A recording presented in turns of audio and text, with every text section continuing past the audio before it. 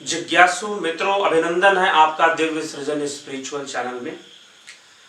जैसा कि आपको विदित है कि हम श्रीमद् भगवद गीता पर चर्चा कर रहे हैं, Shrimad Bhagavad Gita life and family management. उसके अंतर्गत हम गीता के संपूर्ण अध्यायों और लगभग सभी श्लोकों पर जो ज्ञानवर्धक हैं, जो हमारे जीवन के लिए और हमारे लिए लाभदायक हैं, उस पर हम चर्चा कर रहे हैं। तो आज जैसा कि पिछले 3 व्याख्यानों में आपने श्रवण किया कैसे श्रीमद् भगवद गीता का प्रारंभ होता है, किस अवस्था में अर्जुन विषाद योग जो है, अर्जुन के विषाद का वर्णन करता है। फिर द्वितीय अध्याय से भगवान श्री कृष्ण अर्जुन को समझाते हैं, और पहले तो बहुत ही सामान्य स्तर पे समझाते हैं, जैसे कि किसी व्यक्ति को कहा जाता है, भाई तू युद्ध भूमि में आकर कह रहा है कि युद्ध नहीं करेगा, ये तू ऐसे कायर कैसे हो रहा है, या तुझे नपुंसकता कैसे प्राप्त हो रही है। वो हम भी किसी को कहते हैं।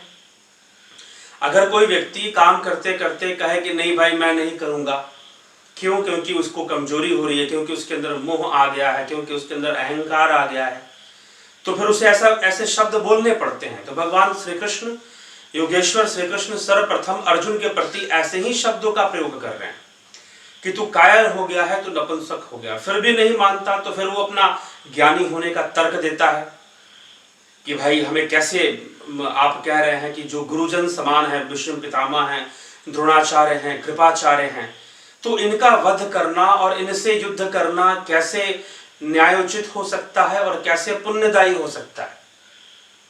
तो इस तरह की भाषा जो है अर्जुन प्रयोग करना शुरू कर देता है। तब श्री कृष्ण महाराज जो है उसे फिर समझाना शुरू करते हैं, उसे समझाकर उसे ज्ञान देना शुरू करते हैं। और क्या कहते हैं, तो सर्वप्रथम जब श्री कृष्ण देखते हैं कि अर्जुन बहुत बड़ी बड़ी बातें कर रहा है, द्रोण और भीष्म पितामह का नाम ले रहा है, और जो है कृपाचार्य, द्रोणाचार्य, भीष्म पितामह, इन सब का जब नाम ले रहा है कि इनका वध कैसे कर सकते हैं, गुरुजनों का वध कैसे कर सकते हैं, तो इस तरह की जब बातें जब कर रहा है, तो फिर अब कृष्ण उसी स्तर की बातें अर्जुन को समझाना शुरू करते हैं। और वह क्या है, श्रीमद् भगवद गीता के 11वें श्लोक से प्रारंभ होता है। वैसे तो द्वितीय अध्याय जो है श्रीमद् भगवद गीता का, वो सांख्य योग के नाम से ही जाना जाता है, लेकिन श्री कृष्ण जो है 11वें श्लोक से लेकर 31वें श्लोक तक 31वें श्लोक तक जो है सांख्य योग की चर्चा करते हैं। क्योंकि अभी हाई लेवल की चर्चा हो गई, हाई फिलॉसफी हो गई। यहां पर क्यों हाई फिलॉसफी हो गई? क्योंकि अर्जुन ने प्रश्न ऐसा किया, अर्जुन ने कहा कि द्रोणाचार्य मेरे गुरु हैं, भीष्म पितामह भी गुरु समान है और पितामह भी हैं, दोनों हैं, तो फिर उनके प्रति कैसे मैं शस्त्रों का प्रयोग करूंगा, उनके प्रति मैं कैसे उनका वध करूंगा। तो अब ये यहाँ पर ये बात, ये तर्क जो है अर्जुन का बहुत ही लगभग अकाट्य है। सांसारिक स्तर पर ये तर्क अकाट्य है, इसको नहीं काटा जा सकता। लेकिन श्री कृष्ण महाराज से वो कहता है कि मुझे फिर भी समझाइए आप कि मैं क्या करूं, मुझे क्या करना चाहिए। तो श्री कृष्ण अर्जुन को समझाते हैं। तो अब साधारण स्तर पर ये समझाना संभव नहीं था, इसलिए श्री कृष्ण ने सांख्य की विचारधारा, सांख्य योग यहां से प्रारंभ होता है और 31वें श्लोक तक सांख्य योग की चर्चा करते हैं, सांख्य योग पर आधारित तथ्यों को प्रस्तुत करते हैं। अब देखिए, जब आप श्रीमद् भगवद गीता पढ़ते हैं और जब आप इन श्लोकों को पढ़ते हैं, सांख्य योग के जो श्लोक हैं, द्वितीय अध्याय में श्लोक नंबर 11 से लेकर 31 तक, उसके बाद फिर युद्ध की प्रेरणा देते हैं, फिर कर्म योग के बारे में बताते हैं, फिर योगियों के गुण के बारे में बताते हैं। तो एक एक कर हम एक विषय पर हम वीडियो बनाएंगे, एक श्लोक पर नहीं, एक वीडियो में लगभग 10-15 श्लोकों की व्याख्या एक साथ मिल जाएगी। तो विषय के ऊपर, तो सांख्य योग का जो विषय है 11 से 31वें श्लोक तक श्री कृष्ण समझाते हैं। अब श्रीमद् भगवद गीता जो पढ़ने वाले लोग हैं, जब इन श्लोकों को पढ़ते हैं और उसकी टीका जो पढ़ते हैं, देखिए टीका में और श्लोकों में अंतर हो जाता है। कैसे? क्योंकि यह तो स्पष्ट है कि श्री कृष्ण सांख्य योग की चर्चा यहां पर कर रहे हैं, परंतु सांख्य योग जो है वो आत्मा विषय की विवेचना नहीं करता। सांख्य दर्शन, सांख्य या शास्त्र, उसी से सांख्य योग विकसित हुआ माना जाता है, हुआ ही है। तो सांख्य शास्त्र जो है वो आत्मा शब्द जो है, आत्मा का जो विषय है, उसकी चर्चा नहीं करता। लेकिन जब भी आप श्रीमद् भगवद गीता पढ़ते हैं और उसकी टीका पढ़ते हैं तो वहां पर आपको टीकाओं में आत्मा शब्द का प्रयोग, जैसे कि मान लीजिए लिखा है, इसी में आएगा नैनम छिंदन्ति शस्त्राणि नैनम दहति पावक। तो टीका में लिखा होगा कि उस आत्मा को ना कोई छेद सकता है। नैनम छिंदन्ति शस्त्राणि, कोई शस्त्र उसे छेद नहीं सकते। नैनम दहति पावक, अग्नि उसे जला नहीं सकती, पानी उसे गीला नहीं कर सकता, जल उसे भिगा नहीं सकता। तो इस प्रकार से किसको? आत्मा को। तो वहां आत्मा शब्द टीका में जोड़ दिया जाता है। क्यों ऐसा हुआ? क्योंकि जो टीकाकार हुए वो वेदांती हुए ज्यादातर। एक तो आदि गुरु शंकराचार्य ने अपना भाष्य दिया है, उससे ही संबंधित ज्यादातर लोग टीकाएं कर दिया करते हैं। तो जो टीकाकार हुए ना, वो ज्यादातर वेदांत को फॉलो करने वाले हुए। लेकिन यहां पर श्री कृष्ण जो है सांख्य सूत्रों को यहां पर रख रहे हैं। इसीलिए आप टीका में देखेंगे कि आत्मा शब्द का प्रयोग हो रहा है। लेकिन मैं आपको चैलेंज करता हूं, द्वितीय अध्याय के 11वें से 31वें श्लोक तक कहीं भी आत्मा शब्द का प्रयोग श्री कृष्ण ने नहीं किया है। तो किस शब्द का प्रयोग किया है? देही।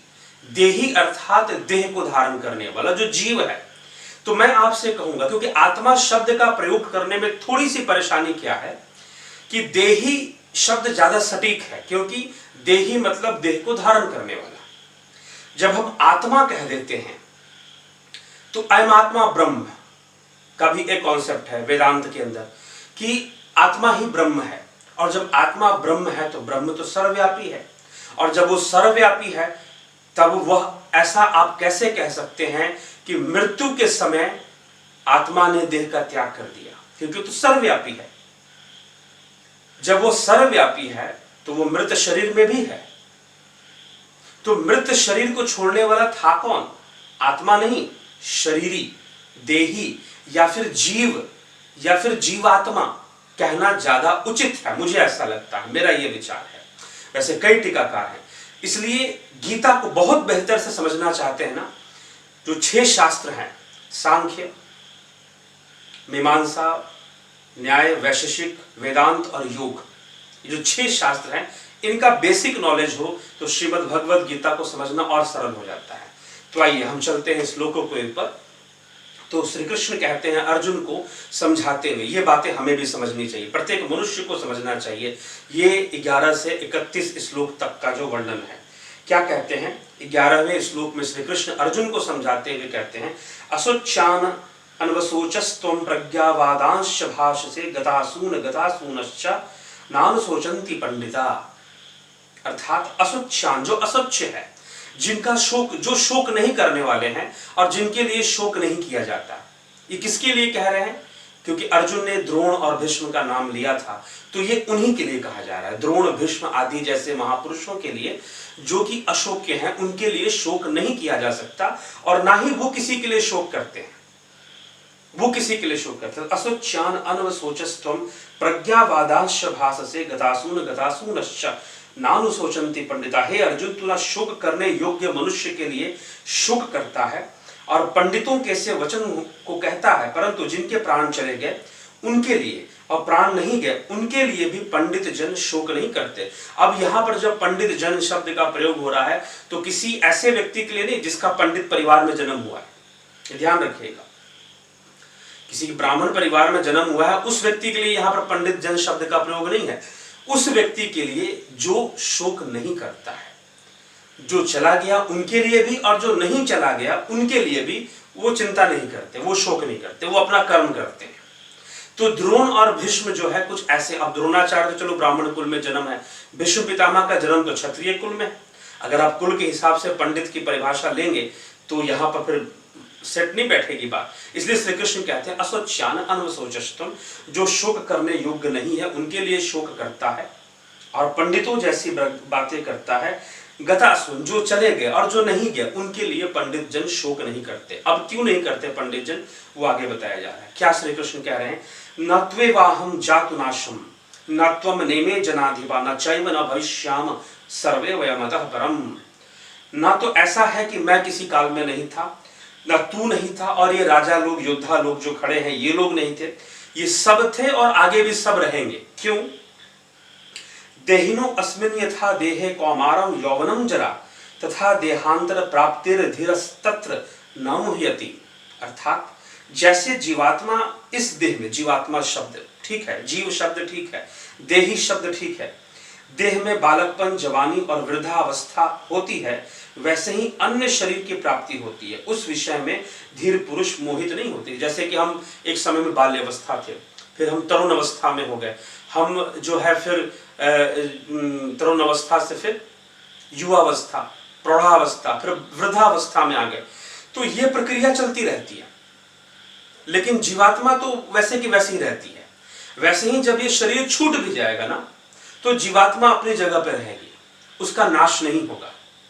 जो जीवात्मा या जीव या देही, जो इस देह को, वो शक्ति जिसने इस देह को धारण कर रखा है, उसी को देही कहते हैं, उसी को शरीरी कहते हैं। तो वास्तव में उसी के लिए कहा जा रहा है, वो वैसे का वैसे रहेगा।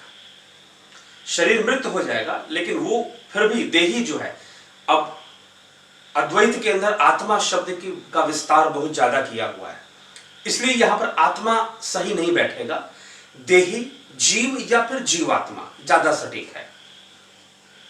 अब आगे कहते हैं श्री कृष्ण, मात्रा स्पर्शास्तु कौन्तेय शीतोष्ण सुख दुखदा आगमापायनु नित्यास्तां स्थिति क्षस्व भारत।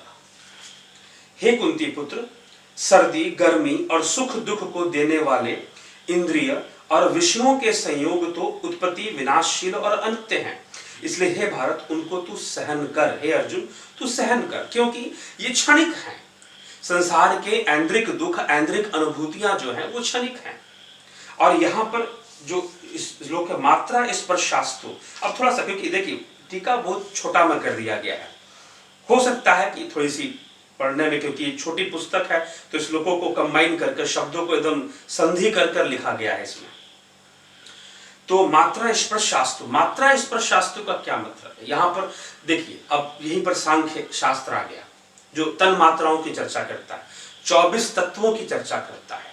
24 से 25वां तत्व पुरुष तत्व है, इनका ज्ञान होना ही तत्व ज्ञान है। इसलिए श्री कृष्ण यहां पर मात्रा स्पर्श, मात्राओं का स्पर्श अर्थात तन मात्राएं, रूप, रस, गंध, स्पर्श, ठीक है। तो ये जो तन मात्राएं है ना, 5 तन मात्राएं हुआ करती हैं, तो इन तन मात्राओं से हम इंद्रियां अनुभव प्राप्त करती हैं, इन तन मात्राओं के माध्यम से। तो वो जो इंद्रियों का अनुभव है वो क्षणिक है।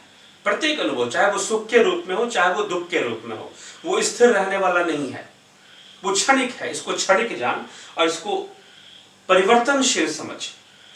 देने वाले इंद्रियों और विषयों के संयोग तो उत्पत्ति, विनाशशील और अनित्य हैं, इसलिए हे भारत तू उनको सहन कर, खत्म हो जाएगा। जो कष्ट आ रहा है वो निकल जाएगा, समय बीतेगा, उसके साथ बहुत कुछ परिवर्तित हो जाएगा। यम ही न व्यथयन्ते ते पुरुषम पुरुषर्षभ सम दुखा सखा धीरम सो अमृतत्वाय अमृतत्वाय कल्पते। क्योंकि हे पुरुष श्रेष्ठ, दुख सुख को समान समझने वाले जिस धीर पुरुष को ये इंद्रिय और विषयों के संयोग व्याकुल नहीं करते, वह मोक्ष के योग्य है। जिसने जान लिया, तत्व को जान लिया और उसको इंद्रियों के सुख दुख व्याकुल नहीं करते, इंद्रियों से मिलने वाला सुख, इंद्रियों से मिलने वाले दुख से जो व्याकुल नहीं होता, वो मोक्ष का अधिकारी है। नासतो विद्यते भावो न भावो विद्यते सतः उभयोरपि दृष्टो अंतस्त्वनयोस्त तत्वदर्शिभिः असत्य वस्तु तो सत्ता नहीं है और सत्य का अभाव नहीं है। इस प्रकार इन दोनों का ही तत्वज्ञानी पुरुषों द्वारा देखा गया है। क्या देखा गया? असत्य वस्तु मतलब जिसकी सत्य से ही सत्ता शब्द बना है। जो सत्य है उसी की सत्ता है, और जो असत्य है वो भासता हुआ भी सत्ताहीन है। हाँ, ये जरूर हो सकता है कि जो असत्य वस्तु है वो सत्ताहीन भासता हो, लेकिन वो सत्ताहीन है। वो सत्तावान भासते हुए भी सत्ताहीन है, और असत्य वस्तु जो कि अव्यक्त होकर भी सत्तावान बना रहता है। तो सत्य वस्तु की सत्ता है और असत्य की सत्ता नहीं होती है। ये हम अच्छे से इसको धारण कर ले, समझ ले। तो यहां पर भगवान ये कहते हैं कि जो असत्य क्या है? प्रकृति का जगत असत्य है, इंद्रियों का जगत असत्य है, इंद्रियों की सत्ता असत्य है, ठीक, बुद्धि की सत्ता असत्य है। प्रकृति से जो भी तत्वों का विकास हो रहा है, महत तत्व, अहत तत्व, अहंकार हो गया, बुद्धि हो गया, चित्त हो गया, मन हो गया, पंच ज्ञानेंद्रियां हो गई, पंच कर्म इंद्रियां हो गई, पंचभूत हो गए और 5 तन्मात्राएं हो गई। तो ये सारी की सारी, ये 20 तो ये हो गए और 4 महत तत्व, अहंकार, चित्त और मन, ये हो गए 4। तो 24 और 5वां 25वां पुरुष चेतन। तो पुरुष की सत्ता है, सत वो है, वो परम चैतन्य तत्व है, उस चैतन्य की सत्ता है। बाकी प्रकृति के जितने भी तत्व हैं वो परिवर्तनशील हैं, इसलिए उनकी सत्ता नहीं है। अब आगे क्या कहते हैं, अविनाशी तु तद्विधि येन सर्वमिदं ततम् विनाशमव्ययस्य यस्य न कश्चित्तुर्मर्हति, अर्थात नाश रहित तो तू उसको जान जिससे यह संपूर्ण जगत दृश्य वर्ग व्याप्त है। इस अविनाशी का विनाश करने में कोई भी समर्थ नहीं है। नाश रहित तू उसको जान जिससे यह संपूर्ण जगत दृश्य वर्ग व्याप्त है। दृश्य वर्ग, यहां पर दृश्य वर्ग शब्द का प्रयोग क्यों हो रहा है, ये तद्विधि येन सर्वमिदं ततम्, तो ये दृश्य वर्ग शब्द का, क्योंकि ये संपूर्ण संसार उस पुरुष रूपी दृष्टा के लिए दृश्य समान है। वह पुरुष ही दृष्टा है, वह पुरुष ही भोक्ता है। इसलिए 2 ही पुरुषार्थ योग शास्त्र में बताए गए हैं। कौन से 2 पुरुषार्थ, एक भोग और दूसरा मोक्ष। भोग और मोक्ष। पुरुषार्थ जब वो दृष्टा रूप में होता है तब वो भोग में लिप्त होता है। जब वो दृष्टा बनना छोड़ देता है, अपनी आंखों को बंद करना शुरू करता है, वो पुरुष इन इंद्रियों के माध्यम से या इस बुद्धि के माध्यम से जब वो देखना बंद कर देता है, तब वह क्या कर लेता है, वो मोक्ष की ओर, उसका गमन मोक्ष की ओर हो जाता है। और जब वो दृष्टा रहता है और दृष्टा में लिप्त रहता है, तब वह जीव रूप में प्रस्तुत होता है और यहाँ पर दृश्य वर्ग को देखता है। ये संसार दृश्य वर्ग है। क्यों दृश्य वर्ग है? उस पुरुष के लिए, उस दृष्टा के लिए यह दृश्य वर्ग है, लेकिन वह इन सबसे अलिप्त है। उसको देखता हुआ भी वो अलिप्त है। इस अविनाशी का विनाश करने में कोई भी समर्थ नहीं है। अर्थात जो वास्तविक, जो इस देह के माध्यम से जो देही है, उसका विनाश नहीं हो सकता। अंतवंत इमे देहा नित्यस्त्युक्ता शरीरिणा अनाशिनो अप्रमेय यस्य तस्मादुध्यस्व भारत। इस नाश रहित अप्रमेय नित्य रूप जीवात्मा के ये सब शरीर नाशवान कहे गए हैं। इसलिए हे भरतवंशी अर्जुन, तू युद्ध कर इस नाश रहित अप्रमेय नित्य स्वरूप जीवात्मा के।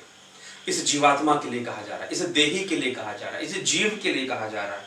इसके सब शरीर नाशवान है। जितने भी शरीरों को धारण करता है वो नाशवान है, लेकिन वह देही, वह जीवात्मा स्वयं नाश रहित है। वह स्वयं नाश रहित है, नित्य स्वरूप है, अप्रमेय है। जीवात्मा के सब शरीर नाशवान कहे गए हैं। इसलिए तू युद्ध कर, तू इसकी चिंता मत कर, क्योंकि ये तो नष्ट होने हैं।